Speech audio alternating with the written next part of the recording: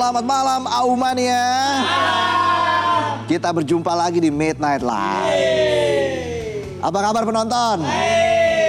Langsung aja kita mulai. Inilah Midnight Live.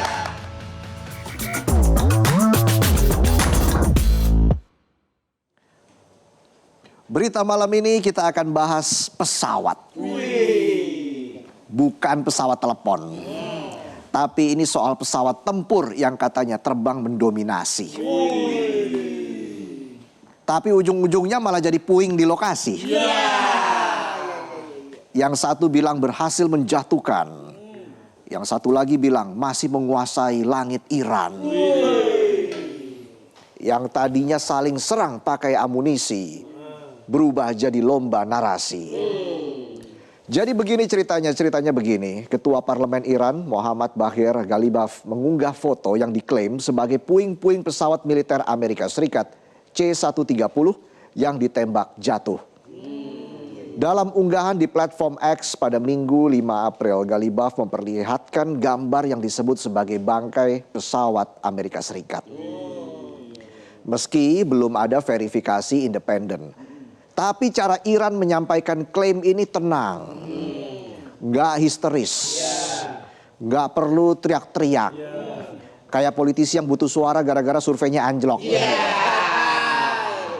Sebelumnya kantor berita Fars melaporkan pesawat C-130 itu terlibat dalam misi pencarian pilot. Tapi pesawat itu kemudian dihancurkan oleh unit Faraj Rangers. Niatnya datang buat nyari, malah tereliminasi. Bukan gak lolos audisi, tapi kena amunisi. Iran di sini bukan cuma nangkep momen, tapi kasih pesan jelas. Kalau masuk rumah orang yang sopan, jangan nyelonong aja. Tiba-tiba buka kulkas nuang sirup. Penonton itu mah. Klaim soal serangan ke pesawat C-130 ini juga didukung pernyataan militer Iran yang menyebut operasi gabungan berhasil menghancurkan target. Bahasanya rapi, terukur, nggak lebay, nggak perlu maki-maki orang. Tapi hingga kini pihak AS belum memberikan konfirmasi resmi. Nah ini menarik. Kalau menang cepat langsung bacot. Giliran kalah, kicep. Katanya negara hebat, kok jadi mode pesawat? Mode pesawat hancur. Dia menyusun rencana, bergerak tumbang semua. Sebelumnya Jumat 3 April ada 2 jet tempur AS dijatuhkan. Pertama F-15E ditembak jatuh di langit Iran. 2 awak berhasil melontarkan diri dan langsung dicari. Jubir IRGC menyebut pesawat itu dihancurkan sistem pertahanan udara canggih. Pesawat kedua A-10 Warthog ditembak jatuh di atas Kuwait. Total dari serangan itu 2 dari 3 pilot berhasil dievakuasi. Lalu muncullah si Donald Trump. Dengan gaya khasnya, Trump bilang operasi berhasil. Yakin sudah berhasil? Sudah tapi belum. Belum tapi sudah. Ini orang kalau ngomong gayanya sok yakin banget. Padahal pesawatnya jatuh 2. Pilotnya hilang 1. Ngomongnya udah kayak motivator MLM. Saya tidak mau miskin lagi. Saya tidak mau jadi gembel. Orang begini gak bisa dibilangin. Masuk kuping kiri, keluar beli gorengan. Sementara itu seorang pejabat AS menyebut 2 helikopter Black Hawk dikerahkan untuk mencari pilot. Menurut Reuters, helikopter itu terkena tembakan tapi berhasil kabur. Nah, Trump lalu bilang ini menunjukkan dominasi udara AS. Dominasi katanya. Tapi pesawatnya hancur, dominasi apa tereliminasi? Bisa aja antek-antek Epstein. Dan terkait pilot yang hilang, AS belum tahu lokasinya. Kondisi pilot juga belum diungkapkan. Padahal Amerika itu katanya punya teknologi paling canggih. Tapi nyari satu pilot udah kayak nyari channel radio di parkiran basement. Suaranya kalau nggak kresek-kresek, Ya kesek-kesek. Ya, sama aja. Sementara itu Iran masih menyisir area jatuhnya pesawat dan menjanjikan penghargaan bagi warga yang menangkap pilot musuh. Ini nggak cuma operasi, ini sayembara biar gerak semua. Kayak penonton pas tanggal tua bergerak semua cari utangan. Ya. Dan kalau kita mundur sedikit, insiden ini terjadi setelah Trump mengancam akan membuat Iran kembali ke zaman batu. Perasaan yang mirip Flintstone si Donald Trump. Batu banget jadi orang. Yabi-yabi dong. Jadi Trump sempat keluarin ultimatum 48 jam agar Iran menyetujui kesepakatan dan membuka Selat Hormuz.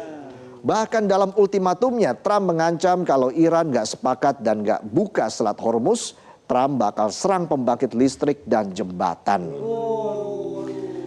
Bilangnya sih Selasa malam ini mau nyerang. Dengan jumawanya Trump bilang Iran bakal rata dalam waktu 4 jam. Buset. Ini strategi perang atau lagi ngawang-ngawang? Apalagi baper? Masa ada pemimpin baperan? Ada gak sih? Apa banyak ya? Adalah ya, pokoknya.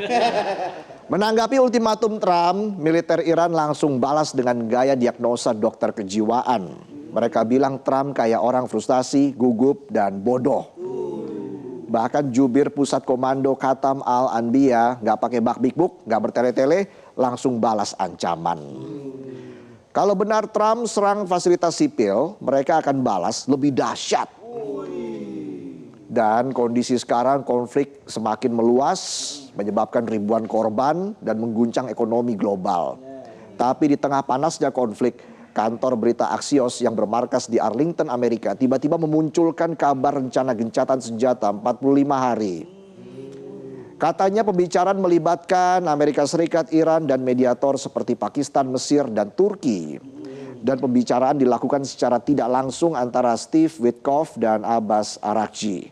Rencananya kesepakatan itu punya 2 tahap. Pertama, 45 hari gencatan. Jika tidak cukup bisa diperpanjang.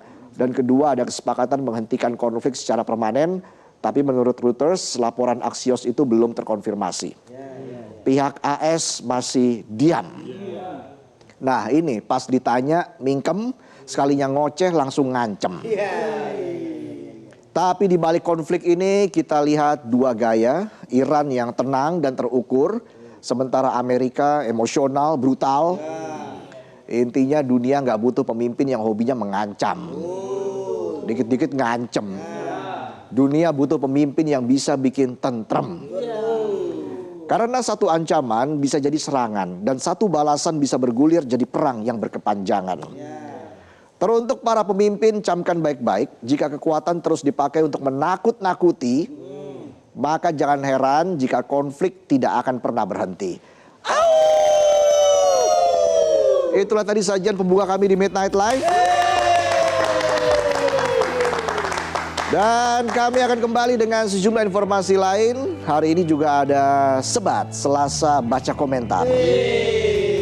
Jadi jangan kemana-mana, Aumania, tetaplah di Midnight Live.